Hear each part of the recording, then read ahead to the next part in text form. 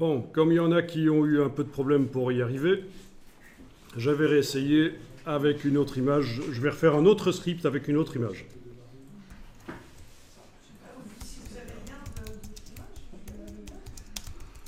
Ben, voilà, tu tapes par exemple Mountain Public Domain, tu vas dans Images et tu ouvres n'importe quoi comme image.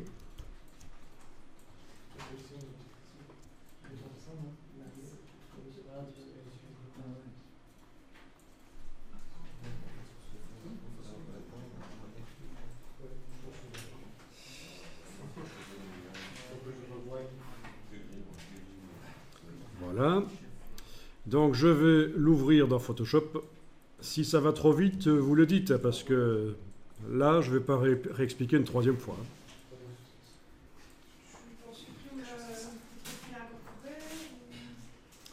Oui, s'il y a un message sur les profils à l'ouverture, tu peux le supprimer. On expliquera ça à un certain moment. Les profils. Bien. Ok, on ferme ça. D'accord, j'ai fermé donc ce que j'ai fait juste là précédemment. Comme ça, voilà. Et je viens d'ouvrir l'image. Donc je ferme les dossiers là avec les petits triangles et j'ai ouvert l'image. Ok, on reprend. Alors voilà, première étape, créer un dossier. Je crée le dossier de script.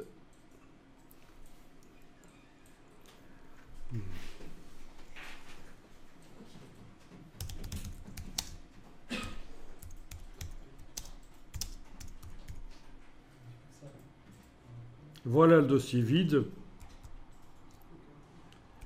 Maintenant, je clique sur l'icône de création de script ici.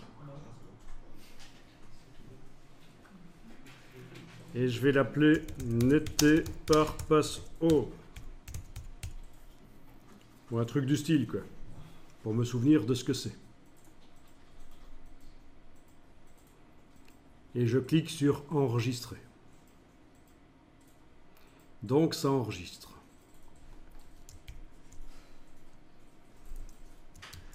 Ensuite, je vais dans la palette des calques et je vais faire les différentes opérations pendant que c'est en train d'enregistrer. La petite boule est rouge.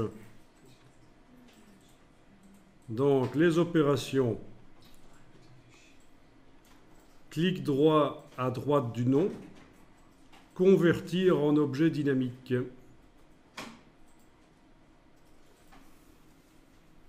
Ensuite, prendre le calque et l'amener sur l'icône du bloc de feuilles pour faire une copie.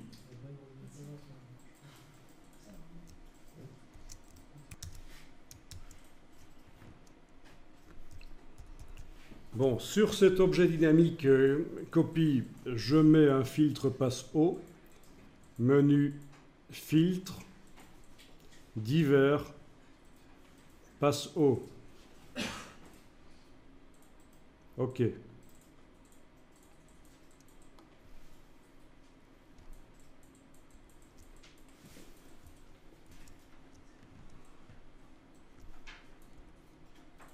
Je fais passer le calque en mode incrustation. Donc à la place de normal, je choisis incrustation.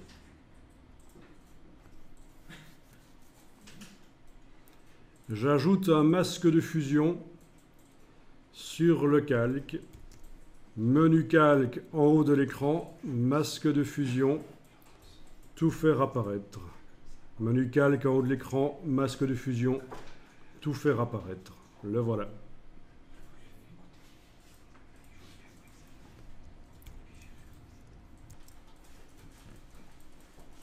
Et puis, dernière chose, je vais ajouter un calque au-dessus. Donc, menu de la palette des calques, nouveau calque. Un calque en mode incrustation avec l'option couleur neutre pour le mode incrustation. OK. Et voilà, j'appuie sur le bouton stop et le script est terminé, le script d'action est terminé. Normalement, si j'applique ça sur n'importe quelle autre image, ça va me créer ces calques-là tout seul. Vous avez bien cliqué sur le bouton stop, ça n'enregistre plus? Parfait. Alors par mesure de sécurité, on va enregistrer les actions sur le disque dur. Parce que là, si Photoshop plante, tout est perdu.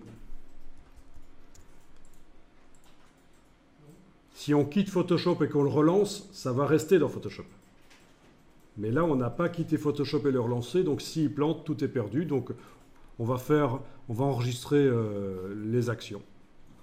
Il faut cliquer sur le nom du dossier, pas le nom du script d'action, mais vraiment le nom du dossier. Et vous allez dans le menu de la palette Actions jusqu'à la ligne qui s'appelle Enregistrer les actions. Et c'est là qu'il y a toujours quelqu'un qui va me dire « Ah, chez moi, c'est grisé. » Ah, chez moi, c'est grisé.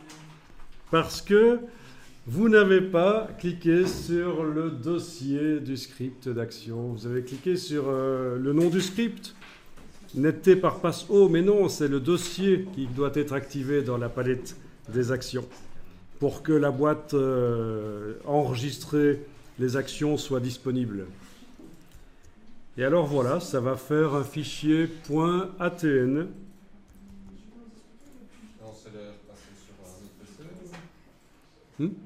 Oui, on s'est repassé sur un autre, on s'est chargé les actions sur un autre Photoshop, bien sûr. Même un Photoshop PC, Mac, ça va marcher. Par contre, une autre langue, ça ne va pas marcher. Donc c'est compatible plateforme, mais pas langue. Voilà. Alors tu n'es pas arrivé à le refaire là-bas au fond? Parce que sinon, ce que je suis en train d'enregistrer là, je peux le mettre sur un serveur et il suffira de le charger. Ok, bah, je vais l'enregistrer ici dans le dossier. Voilà. Voilà. Ok.